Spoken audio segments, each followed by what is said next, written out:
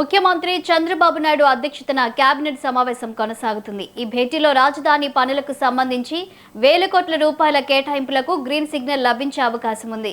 రాజధాని అమరావతిలో క్వాంటమ్ వ్యాలీలో ట్విన్ టవర్ల నిర్మాణానికి 1208 కోట్ల రూపాయలు, సచివాలయ టవర్ల ఫినిషింగ్ పనుల కోసం 2540 కోట్లు వెచ్చించేందుకు కేబినెట్ ఆమోదం తెలుపనుంది.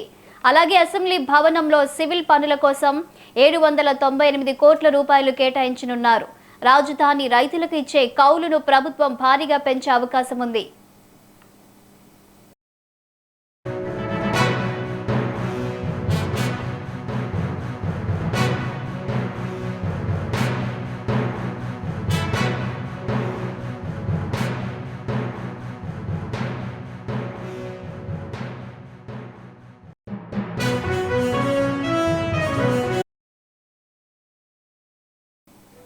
ముఖ్యమంత్రి చంద్రబాబు నాయుడు అధ్యక్షతన కేబినెట్ సమావేశం కొనసాగుతుంది. ఈ భేటీలో రాజధాని పనులకు సంబంధించి వేల కోట్ల రూపాయల కేటాయింపులకు గ్రీన్ సిగ్నల్ లభించే అవకాశం ఉంది. రాజధాని అమరావతిలో క్వాంటమ్ వ్యాలీలో ట్విన్ టవర్ల నిర్మాణానికి 1208 కోట్ల రూపాయలు, సచివాలయ టవర్ల ఫినిషింగ్ పనుల కోసం 2540 కోట్లు వెచ్చించేందుకు కేబినెట్ ఆమోదం తెలుపనుంది.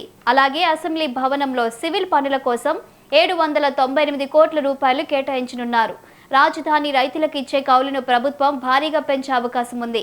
ఇక మంత్రివర్గ సమావేశానికి సంబంధించిన మరింత సమాచారం మా ప్రతినిధి శ్రీనివాస్ అందిస్తారు. శ్రీనివాస్, చెప్పండి. ఆంధ్రప్రదేశ్ మంత్రిమండలి సమావేశం సుమారు 3.5 గంటల పైగా కొనసాగుతుంది. ఆంధ్రప్రదేశ్ సచివాలయంలో ముఖ్యమంత్రి చంద్రబాబు నాయుడు అధ్యక్షతన ఉదయం 10:30 గంటలకు ప్రారంభమైన సమావేశం ఇంకా కొనసాగుతూనే ఉంది. అయితే ముఖ్యంగా చూసినట్లయితే గనక ఈ మంత్రిమండలి సమావేశంలో పలు కీలక విషయాలు చర్చించి నిర్ణయం తీసుకోవడానికి ప్రభుత్వం సిద్ధం కావడం జరిగింది.